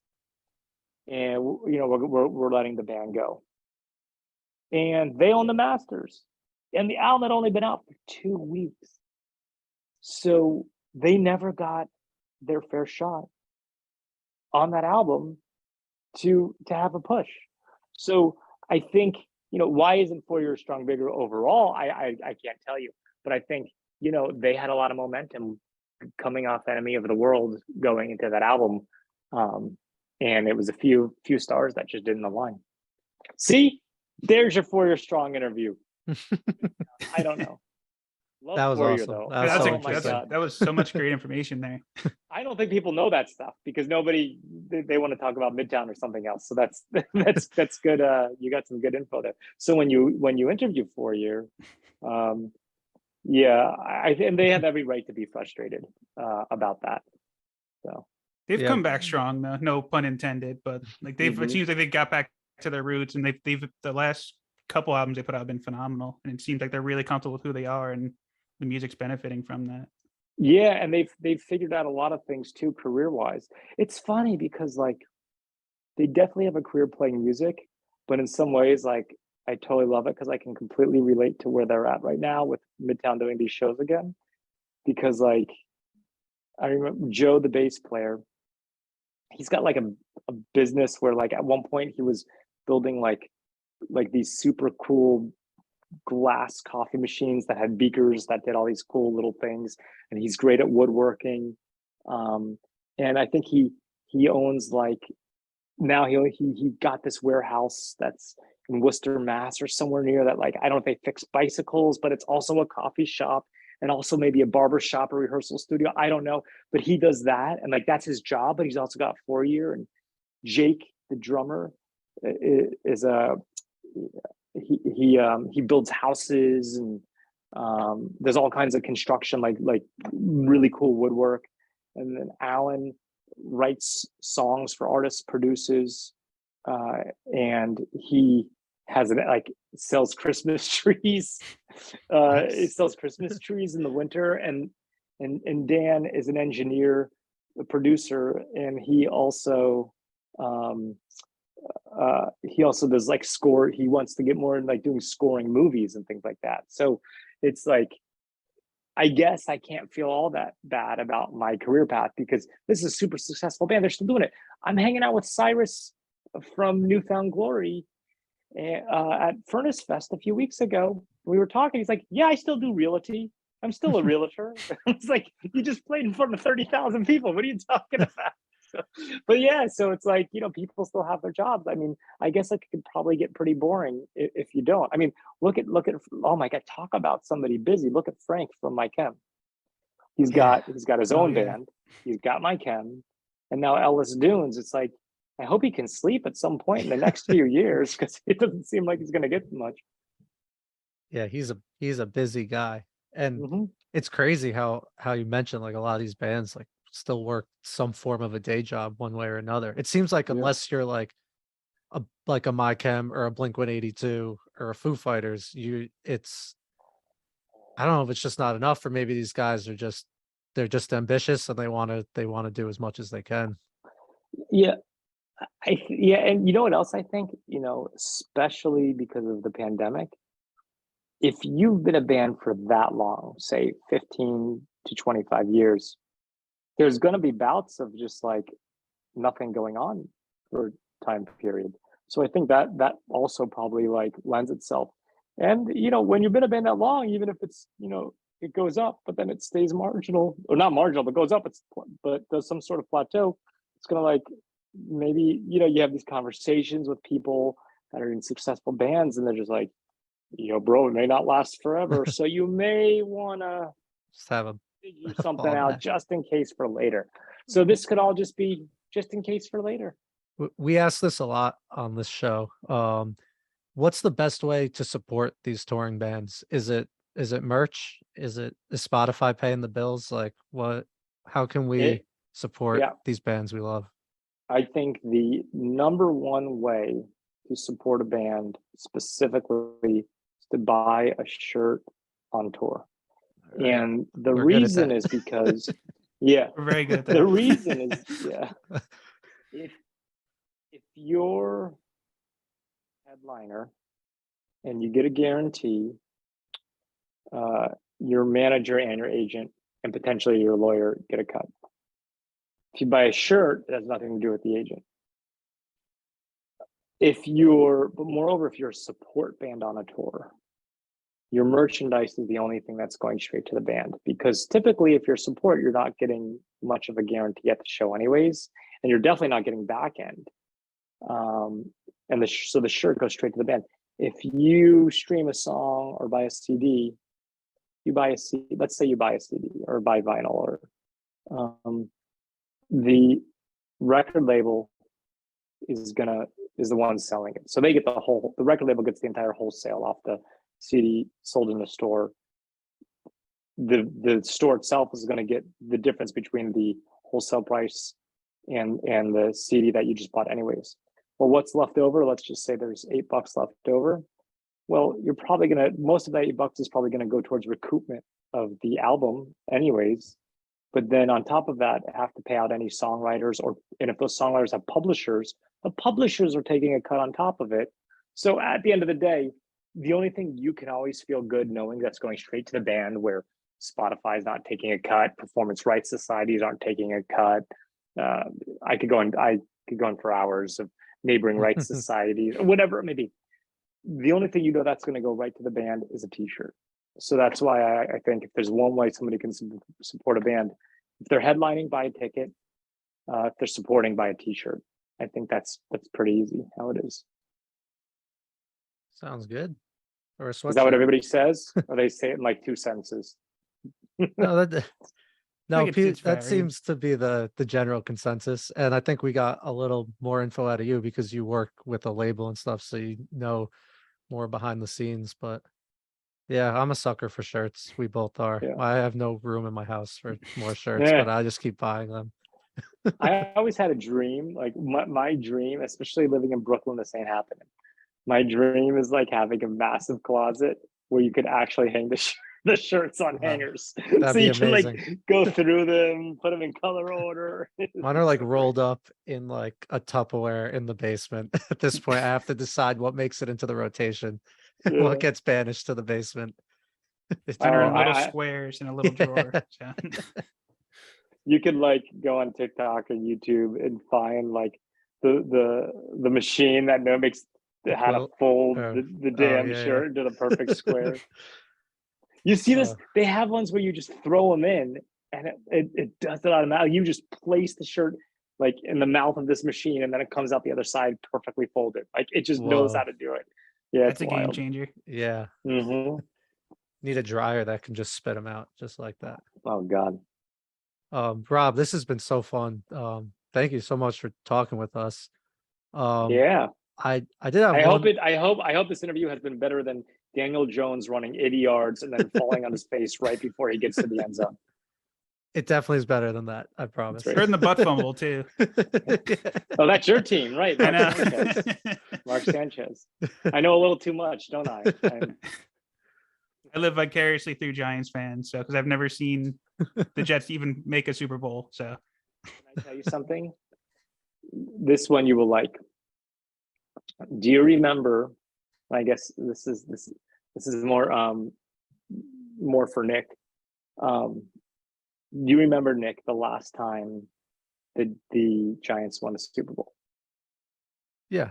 Was it like 2015? We were in college, Yeah. So So it wasn't 2015 then. 2011.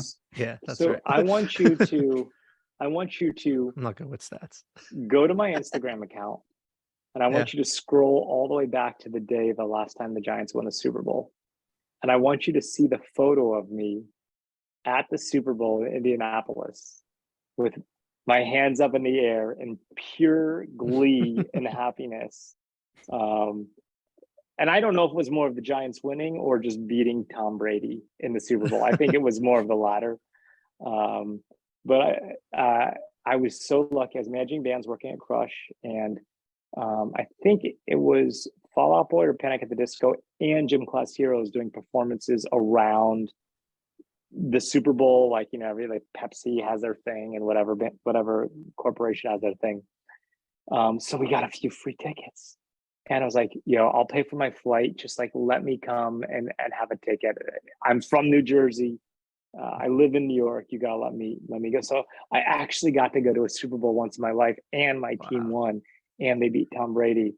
Did you see the photo yet? You gotta go back to the date. I know it's like 80 million photos back. I'm scrolling. I'm scrolling. I think you'll love it. As I'm scrolling, I wanted to ask about bodega cats too, because we're animal lovers here. And I see you got the sweatshirt on. Is that something you do, or you just work with them, or? So I've been in Brooklyn over 20 years now, somehow over 20 years as well. But, a number of years ago, I would go into the, right after Instagram came out, I would go into the stores, the corner stores, and, I would always see these cats. And I thought it was the best thing because it just like, it changed your day. It made you, no matter who you are, you go and you see, you feel better. But one day I just remember going in to get an egg and cheese at like 2 a.m. in the morning after I had been drinking out, and just like, my God, I see these cats all the time. I'm gonna take a photo of this cat. I put it on my Instagram account, and all my friends like that photo more than my photos. I'm like, wait a second, what? This is a damn cat. And then I saw another one. I started doing it, and I was like, wow, well, it's certainly making everybody happy, so I might as well just start an account. Just let's see, like, maybe it could be a thing that makes people stoked. And I started doing it. It just started growing, and then I added the Twitter and the Facebook and now the TikTok. But what happened was, about 4 years ago or so, I was thinking about, like, when I was in a band, I was thinking of ways, like, especially with Midtown, something we had said early days of the band is like, if we have this platform, maybe there's ways to use it towards positive causes, to do something good with it. I feel like not enough people do that. So I started a web store with shirts. I'm just wearing this because I work to work and I'm exhausted. But I don't always wear it. But my bandmates, I think I only wear Bodega Cats t-shirts. They haven't said anything to me negatively, but I have that. There are some cool ones. I was on the logo's site. There's awesome, some nice designs. Thank you. So I have a story about that too that goes back to Midtown, which is even crazier. But so I decided to start the web store, and now I'll work with animal rescue. Yeah, there it is. There it is. It's hard for them to see it, but A lot of confetti. that's awesome. me at the Super Bowl. That's awesome. But so I'm able to donate a bunch of the money from the web store to animal rescue organizations, more specifically local cat TNR organizations. TNR stands for Trap, Neuter, Return. And what happens is, it's not just urban communities, but really it can be anywhere. There's issues with overpopulation of cats, and why is that? It's because the cats aren't fixed, so they keep reproducing. So what's been found as the best way to humanely control the cat population is there's all these amazing people who go out, they trap the cats, whether they're neighborhood cats, community cats, cat colonies, feral cats. They'll trap them in these cages out of their own money. They'll, if they're injured or sick, they'll get them cleaned up. You take them to a vet, but most importantly, get them spayed or neutered. And what these organizations do is, if they're a friendly cat, which means, a lot of times a feral cat can't be domesticated, or it even shouldn't be domesticated. But if sometimes there's friendlies, so they'll put those up for adoption to help those out after they've been fixed, and the others they return back to where they were from. And the beauty of it is now they won't be reproducing, so they won't, there won't be this outbreak of animals. And these people work hard, and they get calls all day and night from people that, oh, there's a cat in my backyard, not realizing these are people's these aren't these people's jobs. They're not getting paid for it. So one of the things I want to do is not help them with money, which I've done, but also like if there's a way I can help. There's 1.1 million followers on Twitter, 430,000 on Instagram, et cetera, et cetera. So like, if I can help amplify their messaging to bring more awareness to what they're doing, or to help get them more followers, that's something I also try to use the platform to. So it started out as something just very like to make people happy, which it certainly still does, and it evolved into something where I want to try to use the platform for something bigger and greater than I initially thought it would be, to potentially help the community out in some way. Now, I barely have time to sleep at the moment, but in theory, I'd like to even see if there's other ways that I can even help, whether it's because a lot of the bodegas are in low-income communities. So if there's a way that I can extend this just from the animal rescue world even further in, that's something if I could find somebody to work with, somebody that has great ideas, I'm all ears to try to figure out how I can help with that too. And I think a lot of that comes from growing up in the punk rock community, and you wanted to be in a band, but you didn't want to just be a rock star. You wanted to it was really, like you said, it was about those basement shows. It was about the scene. It was about doing it yourself. It was about the community and the camaraderie of it all. And I think those ideas have lent it to me in life, giving me my, ideals and visions and beliefs, and my morals and grounding, where it's helped me extend it in other ways. But you were asking about some of the Bodega Cats merch designs. So I met this guy through a friend who does these incredible designs, and I asked him if he could help out with Bodega Cats. Well, when we found out that we were gonna do these Midtown shows and announce the My Chem shows, we had to do it. I only had a 2-week turnaround when I found out everything. So I reached out to the designer for the Bodega Cat shirts, and he freaked out because he didn't know I was in Midtown, and apparently he was a big fan. Are you kidding me? So he's coming out to the show in Jersey. So it's a really funny small world where it really does come full circle. That's amazing. Yeah. That must have been a trip for that guy. Be careful asking me a Right. question, because I'll give you an hour answer. No, I love it. That's why we do this. My girlfriend got me this card. Oh wow, that doesn't work with that. It worked for a God. second. No, It looks like a dapper looking cat suited up. well, Suited up, right? yeah. Let's see here. Hold on. Choose video filter, none. No, that's virtual backgrounds. Let's get to none. Here we go. Oh, there it is. Do you know who that is? It's Bernie Sanders as a cat, bro. Oh, I See? love it. Oh, I see. Yep, the mask. Yep, Yeah, And the Bernie mittens. Sanders. The mittens. and the mittens. Most importantly. Yeah. Oh, So this is a there's- great card. The funny thing is she gets me this damn card, but it's new. She didn't write anything in it. It's just It- like, Just it's a blank for the card. picture. it's a blank card. It's still in the wrapping. It's great. I love that card even exists. So funny. I know. It's that was a good one. So California shows next week. Yeah, you should come out. I wish. Yeah. I'm still trying. I'm hoping to go to one of the Starland shows, but I might be a little reliant on the resale market at this point. So Yeah, you know Gonna what? be That interesting. stuff, it's kind of so as much as you think I'm a football fan, besides the fact that my fantasy team is completely killing it and I'm murdering everybody. good work. Thank you. I actually I don't really care that much about sports other than the Brooklyn Nets. And why am I talking about this? Because we're talking about resale. So all I'm saying is like, you got to wait till like an hour before the game and then you'll get your tickets super cheap. Yeah. It's a good idea. And Starland's like only about an hour from me, so I can time Where it do you right. I live up in Pompton Lakes right now, near like Wayne and Oh, that wow. area. Okay.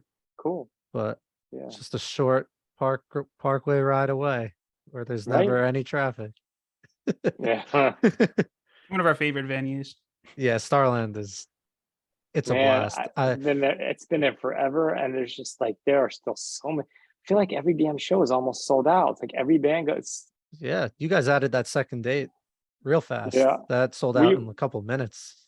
We didn't even know if we would sell out one show. We were really unsure, and that made it all that much more like, all right, this is going to be a good time. It's gonna be a blast. You're playing. I think that'll be one of the coolest shows we ever have, because I don't know if we've ever headlined 2,000 kids and sold it out ever, and we have 2 shows in a row with 2,000 people sold out. So like, I can't even fathom. Yeah. I can't even contemplate it at this point. And they're there for you, not like the My Chem shows where it might be hit or miss in the audience. These people are there for you. It's if anything, the My Chem shows are almost like a tease for you guys compared to how these solo shows are gonna go. It's all awesome in different ways. It really is. I'm glad that it all worked out. I couldn't be more happy about it, except for having to go back into the office the next day when they asked how my weekend was. You know what I'm gonna do? I'm gonna tell them what I ate that was on the writer. I had, what'd you do this weekend? I had some peanut butter jelly, chips and salsa. What did you do this weekend? That's a good call. Yeah. Does My Chem play that helicopter noise thing before every show? And are you sick of it by now? I don't know, and I don't remember, but what they do. They played that loud noise out the speakers for like half an hour before they come on, right? Oh, so I don't know if this is that, but what I think you're referring to, potentially what that noise might be, is especially early in the day when you have a big arena tour, My Chem brings in all the speakers every day for the arena tour. So all those speakers you see there, they go on a truck after the show to the next venue. Every day the front of house sound person has to check individually to make sure each speaker works, and then they send out static that's like shh. So I don't know if it's that testing before they go on or not. Yeah, but what they do is they you know the song Pony by Genuine? Maybe if I heard it. I might know it. Brett's better with Pony. come on. Yep. Magic Mike, whatever. So they play that song. Yeah. They play the song and they have a guy vacuuming the stage after the support bands play. And then everybody gets so excited about it. So basically it's so funny. We'll play the show because there's tens of thousands of people there. The second we're off stage, I'll look at the Midtown Instagram and there'll be like 200 new messages. But if you look through the stories, it's like after us, it's like all of them excited about the guy vacuuming the stage before My Chem goes on. Guy's a star. He's got to create his own Instagram. Is. Yeah. And they put the spotlight, they take the lights, the actual lights, and they put the spotlight on him while he's vacuuming. So it makes it a whole fun little thing. Got to bring him to Starland. Yeah, right. Get him out there vacuuming. What are some of the other as the IHOP advertisement plays? If we were to have openers, who do you think they should be? Ooh, that's a great question. I flipped it. Yeah, I flipped it. What do you think makes sense in the Northeast for Midtown? Who would make sense for us to have the support? Man, I gotcha. You're all Armor for Sleep. Thursday would be awesome too, but that they might. Well, so the thing about Thursday is actually on some of these, we'll play a date with My Chem and they'll have played the night before. Like in the Forum in LA, I think they play Sunday and we play Monday. Yeah, that's what happened in Jersey Opening. too. Yeah, We're 4 years strong. we'll see. Keep going. Hmm. Valencia. No, but that would be awesome. That would They be cool. yeah, they're a little busy right now. But I I'm the love Avalanche. the Armor idea. Yeah, we just had him on a couple weeks ago. Did he? Yeah, they're another one that's Nice. just getting back together, and they put out a new album though. So you guys got to put out a new album. You got to So keep you up. Are you talking about Avalanche Armor for rules. Sleep or I Am the Avalanche? Oh, I thought you Well, said I'm Armor for asking you a Sleep. question. Oh, I'm sorry. Is there any other bands like very similar to I Am the Avalanche you think would be cool? The Movie Life. Do you think like Yes. fans would be stoked? That's a if good that were one. thing? Oh yeah, Interesting. Okay. I That's definitely a think good so. idea. Yeah. Okay. I think there might be some subtle hints here. To be determined. No subtle hints. It's interesting. All the bands that you said are bands that we absolutely love. So you're so it's interesting. It's good to know that you like the bands that we like too. Yeah, that's Yeah, how we get to so interesting. many bands too. So it's great. Interesting. Yeah. So Yeah, I you connect know, the dots. You like this band, then you like this one, then you like this one. Yeah. It's like how I If like you want to it. just forward us some tickets, like feel free. Here, you Nick's can gonna book the find- opener for you. Here, Yeah. you can find them at they're yours, but you go to Oh SeatGeek.com. no. Yeah, I'll open. I'll just play lots of intros and half songs. Wait, I know this one. Wait, hold on. Oh, that's gonna be fun though. We'll find a way there. I'm sure. Oh, I didn't finish it up. This is the guy that designed the Bodega Cats shirt, designed that Midtown ad mat flyer poster T-shirt that we announced the whole tour with, and Wow. the idea of having a piece of each of the album covers on the tour poster on the ad mat, combining them all. That was his idea. That wasn't even our idea. Wow. So You did a great yeah, let me job. see. Yeah, he There really w- did. You also did the little radio FM dial that I think you tweeted out, or it was on Instagram, and it kind of just scrolled through some Who made songs. that? You ready for this? Yeah. Brendan from Valencia made that. Oh, Wow. wow. Yeah, small world, right? How fun was it to release that and then just watch fans be confused and excited at the same time? I'm glad it worked out. I didn't know how it would all work out, but yeah, it was wild. There was all loved it. these Reddit posts like Midtown's doing something, something's happening. Yeah. Just see everyone getting all amped up. Oh yeah, we did not know how it would go over, so it's really great that ended up working out. If you go to here, let me just give a little shout out. If you go to bodegacats.nyc, Timothy Lenore, it's like French sounding last name. Let me see if this will work. I don't know if this will work on I'll show you who designed the bodega, a bunch of the Bodega Cat stuff. Instagram.com/Timothy Lenore, Lenoir design. Instagram.com/Timothy Lenoir design. And he did the Midtown ad mat. He did so if you go to site, it's like he just freaking Guns N' Roses and a whole bunch of other really cool stuff. Wow. That's awesome. Yeah, I love the Resurrection Tour poster. Yeah, that's all Tim. It's He'll so be at cool. one of the Jersey shows too. He's gonna come out. He did Gov Ball. He did a Justin Jefferson shirt too. Oh, Do you that know one's really Justin cool. I'm looking at Jefferson? that now. Yeah.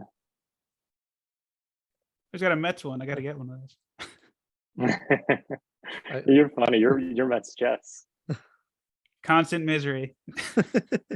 I know. Hey, listen, my That led me favorite to team of all emo. time is the Brooklyn Nets. So I'm with you. I'm right there with you. Cool, man. Well, Yeah. it's great meeting y'all. Yeah, thanks, Rob. Thanks for coming on. Best of luck with the upcoming shows, and hopefully we'll see you there. StubHub.com. Oh, they're the Cool. enemy. We'll be looking. I know, right? That might be Yeah, one of them Axis is if gonna be- it's Starland, Yeah. but whatever. Yeah. It's probably all owned by the Cool. same person. But yeah. Yeah, right. Thank you so Cool. much for your time. We really appreciate it. This was a lot of fun. Yeah. Well, Brett, Nick, it was great meeting both of you, and have a good rest of your night. And I hope I get to meet you soon. Thanks. You too. Thanks, Rob. Appreciate it. Later. Bye, y'all.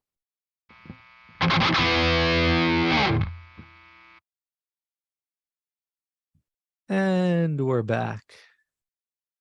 Thank you to Rob for coming on the show. We totally did that interview already. No, it's in 20 minutes, but we're recording the back half now. So thank you to Rob still. This is our future selves from the past. Our pre-thank you. Yes.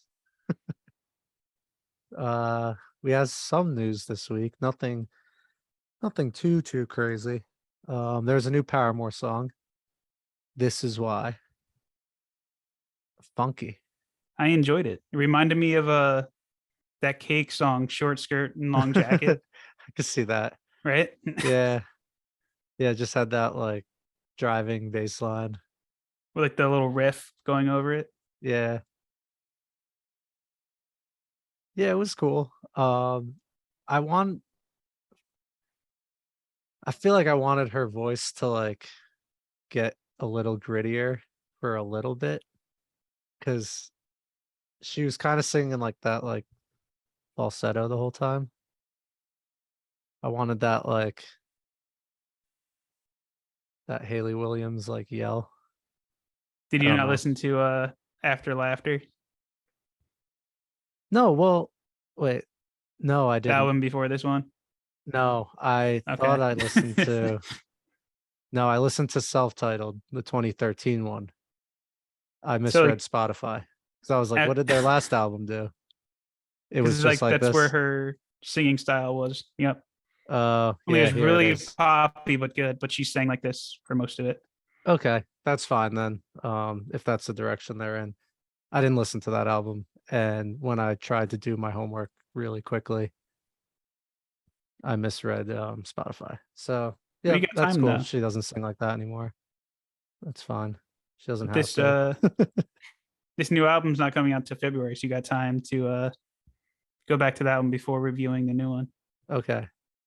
Okay, nice. Yeah, it's never like too deep into Paramore. I just listened to like Riot when I was in high school. That was kind of it. And Who that wasn't the listening to one Riot in high school? exactly. And the one with the couch, like here and there when Yep. Nicole would put it on. The Emergency. Yeah. Yeah, okay. I remember this.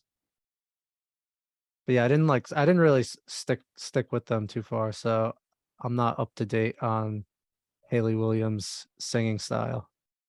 I'm a big Haley fan, so that's why I know that. Nice.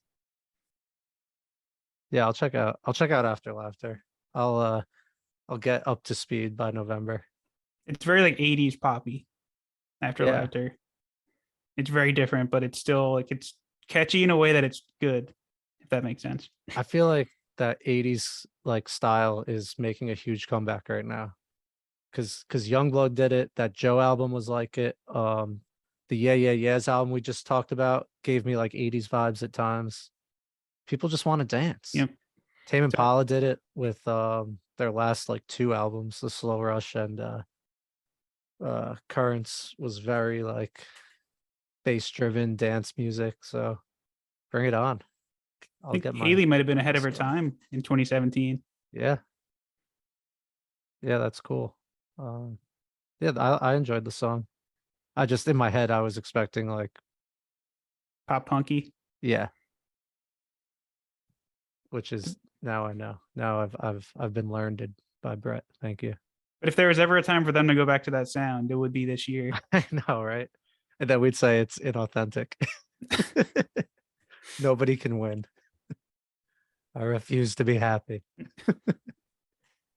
No, I'm glad they're coming back. I'm excited to see what they do now that we talked about it. But I should just listen to After Laughter because it sounds like I can see what they do for a first time by just listening to that album. This one that kind of like the guitar reemerged. So For that's this that could song be a or sign of for things on this song, on the new song. nice. That's cool. You said she's dating a guitarist? I believe so. We double That's check cool. that though. Maybe we'll get some love songs. We might to each other on stage. Yeah, And then Taylor maybe York, they'll the guitarist. Yep. maybe they'll break up and we'll get like a rumors thing. And they'll make like an amazing album. It still makes me sad that she's not with Chad anymore from Newfound. Because they were together for a long time. Oh wow. I did not know that. I've just been, I don't know, not up to date on my Haley Williams Paramore news. On the pop punk gossip scene. Yeah, I guess not. But yeah, I'll check it out. See what the last album was like and see what this new one is gonna be like. I'm sure they're gonna give us more singles that you will listen to because it's the 5-year rule. It is, yep. Okay, cool. Good to know. Qualifies under that, so Yeah. We have a show this weekend. we do. It's a good thing you're wearing a hoodie because you might need to wear like another one over that for it. It's gonna be cold. This might be the coldest concert I've ever been to PNC Arts Center in on- October. It's gonna be like below 50, I think. Yeah. The low that night is 40. So Yeah. Well, we have an extra ticket. If anyone out there wants to come. now that we've talked it up so much. There was a part of me that looked at the low on Saturday, was like, I wonder if we could flip these. Hey,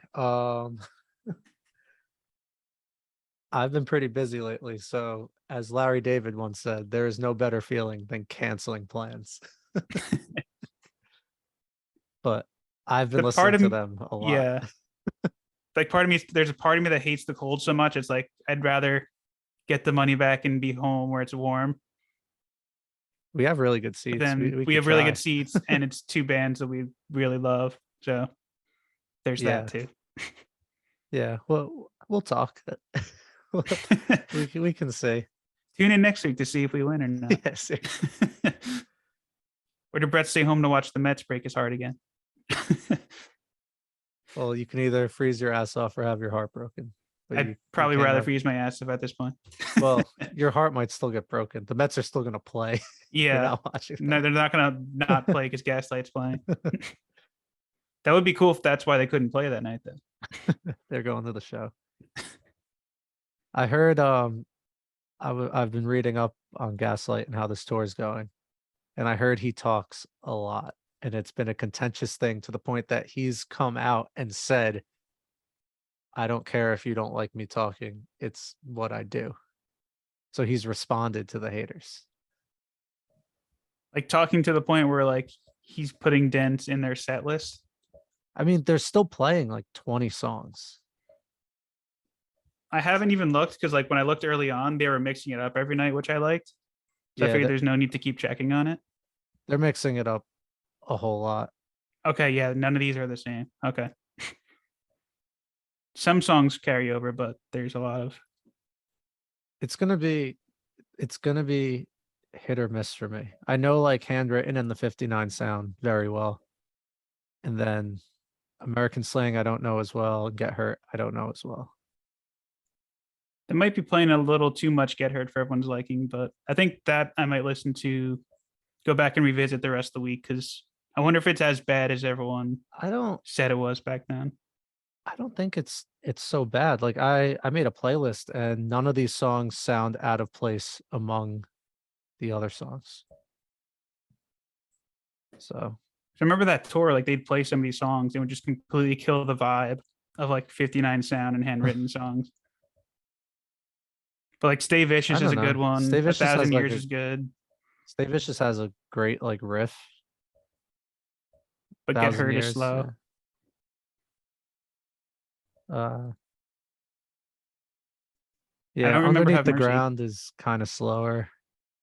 I think Have Mercy is too, right? Think so. Halloween definitely is. Depends which version. There's a couple versions of Halloween. But even I don't know, even Halloween like picks up and like has cool guitar parts. Like And it's October, true, they'll definitely play Halloween. so I can't give them shit for playing that. No. I don't know. There's something about their music live that just feels good. Like even if I don't know these songs inside and out, there's just I don't know something about this band. They just have like just a good feel to them. I don't really know how to They put on describe a it. great show, so it will be Yeah. fun. And Jeff Rosenstock puts on an incredible show too. I'm glad he's opening. Yeah, so I have to re-up on Jeff Rosenstock. Got to listen to No Sleep. The album came out to 2020. No sleep, Yeah, no dream, No Dream. That's it. no dream, no be there. 2020. That was Okay. one of my favorite albums of that year. All right. Yeah, I'll listen to that. I Scram might is phenomenal. just look up his set list so I can, because he's another one who I know I would really like if I just listened to him, but I just never listened to him a whole lot. But I know he's I like, need a credit for me getting really into him. yeah, I know. I was hoping he would join us, but he just got married. He just went on honeymoon. Probably he's like, I Understandable. don't want to go freeze my ass off at PNC. Completely understandable. Yeah. Hey, it's going to be one of the last shows. Well, you have Messinger's. I can't go to that. And maybe we'll have Fish, depending on the results of this lottery or the general admission attempt on Friday. Yeah, I've gotten no emails and no holds on my credit card. Same. So I'm like kind of hoping I don't get tickets because I put in for all 4 nights. And if I actually get all 4, that's a lot of money to get charged to my card. Yeah. I don't like max out your credit card. I got caught up in the moment. And there is a chance you could get like seats in like the Sky Bridge or some bullshit. Like that would be Oh man. really sad because those you'll probably just lose money on. No one will buy those. People will buy them, but I don't know if you're You're not gonna make a big breaking profit even. though, right? It might be close. We'll see. But like if you happen to get like floor seats for New Year's Eve, you could pay for all other 3 shows easily. That's pretty impressive. Yeah. So we'll see what happens. We'll have to fill everyone in next week. Otherwise, we're attempting Friday morning. Yes, I believe so. I'll have to confirm, but I would think so. Usually it's Friday. Sometimes it's no. Friday sounds good. I think it's Friday. For when tickets go on sale for general admission. That's right. They should just give us those tickets. All right. Well, we'll fill everyone in next week on the exciting A conclusion. lot of cliffhangers. Yeah. Will Nick and Brett go to Fish? Will they freeze their ass off at the Gaslight Anthem? Tune in next week to find out the exciting conclusion. Did they come back from an interview that never happened? No, I'm kidding. Oh my God. That's if he just were to like cancel right now, so much of this show wouldn't make any sense. Don't You even have to do like put- a fake interview there or something. We would just play put a Midtown song in. It's like, all right. we just play clips, like we ask questions and then just find lines of them. Just find drum fills. No, that interview will happen. You Yes. gotta stay positive. Speaking of, we should end this show so we can go do that interview, which is happening. It is happening. I was kidding. As you know already, because this is the end of the show. That's a great point. Everyone listening right now already listened to the interview. Oh boy. All right. Until next week, folks. We love you very much. Push your feet and drive with the Ferretti.